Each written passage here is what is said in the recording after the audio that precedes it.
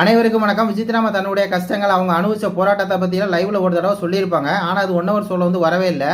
Big பாஸ்காரன் பார்த்தீங்கன்னா அதை மறைச்சிடுவான். இதே சின்னதாக பார்த்தீங்கன்னா அர்ச்சனா ஏதாவது ஒரு சின்னதாக தான் வாழ்க்கையில் பட்ட கஷ்டத்தை சொல்லிட்டா உடனே பார்த்தீங்கன்னா 1 ஹவர் எபிசோடில் அப்படியே போட்டு பார்த்தீங்கன்னா அப்படியே பிரம்மாண்டப்படுத்தி விட்டுருவான். சரி, நம்மளாவது சொல்லலாம். அதாவது இவங்க என்ன சொல்கிறாங்கன்னா, நான் சினிமாவில் நடிச்சிருக்கேன், கிளாமராக நடிச்சிருக்கேன். அது எனக்கு ரொம்பவே என் வாழ்க்கைக்கு ரொம்ப ஒரு பின்னடைவாக இருந்துச்சு. நான் கல்யாண வாழ்க்கைக்குள்ளே போகும்போது என்னோட மாமியார் அப்புறம் பார்த்தீங்கன்னா மாமனார் அவங்க 2 பேருமே ஏற்றுக்கலை, என்னை ஏற்றுக்கலை. அதுக்கு என்ன காரணம் அப்படின்னா, நான் ஜஸ்ட் பிகாஸ் நான் ஒரு நடிகை அப்படிங்கிறனால தான் நான் என்னை ஏற்றுக்கல. ரிலீஜன் கூட வேறையாக இருந்துச்சு, அது கூட பெரிய பிரச்சனை இல்லை. நான் ஒரு நடிகை அப்படிங்கிறது தான் பார்த்தீங்கன்னா மிகப்பெரிய பிரச்சனை. என்னுடைய முழு வாழ்க்கையுமே பார்த்தீங்கன்னா நான் ஃபிட் ஃபார் மேரேஜ் அப்படிங்கிற அந்த ஒரு இதில் நான் அவ்வளோ ஸ்ட்ரகிள் பண்ணேன் அப்படிங்கிற மாதிரி அவங்க சொல்லும் போது பார்த்தீங்கன்னா அவ்வளோ ஒரு வழி தெரியுது. அதாவது அவங்க ஒரு சினிமாவில் நடிச்சிருக்காங்க, ஒரு கிளாமராக நடிச்சிருக்காங்க அப்படிங்கிறனாலே பார்த்தீங்கன்னா அவங்களுடைய மாமனார் மாமியார் யாருமே ஏற்றுக்கல. அதனால அவங்க பார்த்தீங்கன்னா அந்த வாழ்க்கையை அவ்வளோ ஸ்ட்ரகிளாக இருக்குது. நார்மலாக இருக்கவங்களுக்கும் இந்த மாதிரி ஒருத்தவங்களும் பார்த்தீங்கன்னா அவ்வளோ கஷ்டமாக இருக்குது அப்படின்னு சொல்கிறாங்க. அதனாலே நான் பார்த்தீங்கன்னா வெறித்தனமாக படித்தேன், என் குடும்பத்தை பார்த்துக்கிட்டேன், போஸ்ட் கிராஜுவேட் பண்ணேன், வீட்டை பார்த்துக்கிட்டேன், என் கணவரை நல்லா பார்த்துக்கிட்டேன், அவ்வளோ தூரம் நான் கஷ்டப்பட்டிருக்கேன் அப்படின்னு அவங்க சொல்கிறதெல்லாம் பார்க்கும்போது நம்மளுக்கு அந்த அளவுக்கு ஒரு இதாக இருக்குது. ஏன்னா படிப்பு எவ்வளோ முக்கியம்னு சொல்லி எனக்கு தெரியும் அப்படின்னு சொல்லி அவங்க அவ்வளோ ஃபீலிங்காக அந்த ஒரு 40 செகண்ட் அவங்க பேசியிருக்காங்க. அவ்வளோ தூரம் அந்த வழி நிறைந்த ஒரு வாழ்க்கை. ஏன்னா கிளாமர் ஆர்டிஸ்ட், சாதாரண ஆர்டிஸ்ட்னாலே பார்த்தீங்கன்னா ஒரு வாழ்க்கை எப்படி இருக்குன்னு சொல்லி பார்த்துங்க. ஆனால் இவங்க அதில் கிளாமர் ஆர்டிஸ்டாக இருந்தவங்க. அதனால அவங்க வாழ்க்கையில் எவ்வளோ பிரச்சனை ஃபேஸ் பண்ணியிருப்பாங்க அப்படின்னு சொல்லி பாருங்க.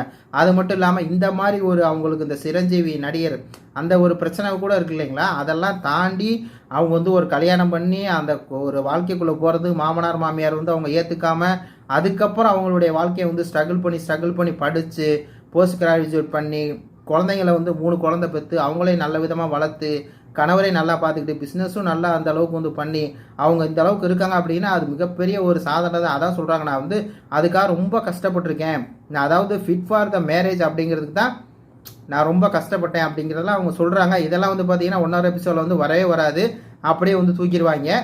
சின்னதாக தினேஷ் சொல்லிடுவார், நான் பார்த்தீங்கன்னா என் லவருக்காக தான் இங்கே இருக்கிறேன், என்னுடைய காதலிக்காக தான் இங்கே இருக்கிறேன், எனக்கு பணமெல்லாம் முக்கியமில்ல அப்படின்னு அதை கரெக்டாக வச்சுருவாங்க. தினேஷ் இப்படி சொல்லிட்டாருப்பா, காதலிக்காக தான் இருக்கார் அப்படின்னு சொல்லி போட்டுருவாங்க. இந்த மாதிரி உண்மையாலுமே அவங்க பட்ட கஷ்டத்தை அவங்க சொன்னாங்க அப்படின்னா 1 ஹவர் எபிசோட வரவே வராது. இந்த மாதிரி விஷயங்கள் விசித்ராமா பற்றி இந்த மாதிரி பாசிட்டிவான விஷயங்கள்லாம் பார்த்தீங்கன்னா நம்ம பேச தான் அந்த அதுக்கு உண்டான ஒரு ஆடியன்ஸ் வருவாங்க. உண்மையாலுமே பார்த்தீங்கன்னா டைட்டில் வின்னர் தகுதியான ஒரு ஆள் விசித்ராமா தான். அவங்க எலிமினேஷன் ஆகிறதுக்கு எந்த விதத்துலையும் பார்த்தீங்கன்னா ஏற்றுக்கவே முடியாது. ஒரு அன்ஃபேர் எவிக்ஷன் தான். இதை பார்த்தீங்கன்னா விஜய் டிவி திட்டமிட்டு தான் பண்ணியிருக்காங்க. இது எல்லாமே அஃபீஷியலாக என்ன சொல்கிறாங்கன்னா, மாயா தான் எலிமினேஷன் ஆக வேண்டியது, மாயாவை பதிலாக அப்படியே பார்த்தீங்கன்னா விசித்ராமா தூக்கிட்டாங்க. மாயா கமல் சார் தூக்க வேணாம், அதுக்காக நீ வேறு யாரை வேணால் தூக்கிங்க அப்படிங்கும்போது எல்லாருமே விஜய் டிவி ப்ரொடெக்ட். அதுக்குனால பார்த்தீங்கன்னா இந்த மாதிரி விசித்ராமா தூக்கிட்டாங்க அப்படின்னு சொல்லி இப்போ ஒரு நியூஸ் வருது. எப்படி பார்த்தாலும் ஒரு அன்ஃபேர் எவிக்ஷன். பிக் பாஸ் டீமே பார்த்தீங்கன்னா விசித்ராமா காகித மாதிரி அவங்கள எவ்வளோ தூரம் பயன்படுத்த முடியுமோ அந்த அளவுக்கு பயன்படுத்திக்கிட்டு கடைசியில் பார்த்தா தூக்கி போட்டாங்க. இது ரொம்ப ஒரு அன்ஃபேரான எவிக்ஷனுங்க. அன்ஃபேரில் மிகப்பெரிய அன்ஃபேர். இந்த அளவுக்கு அவங்க ஸ்ட்ரகிள் பண்ணி வந்திருக்காங்க.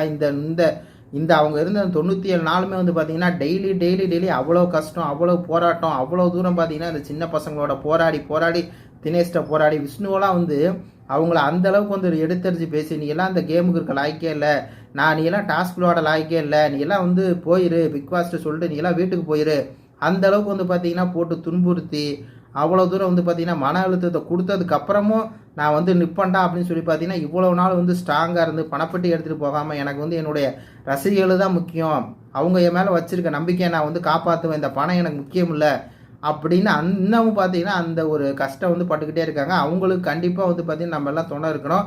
இது பற்றி உங்கள் கருத்துக்களை சொல்லுங்கள். நன்றி, வணக்கம்.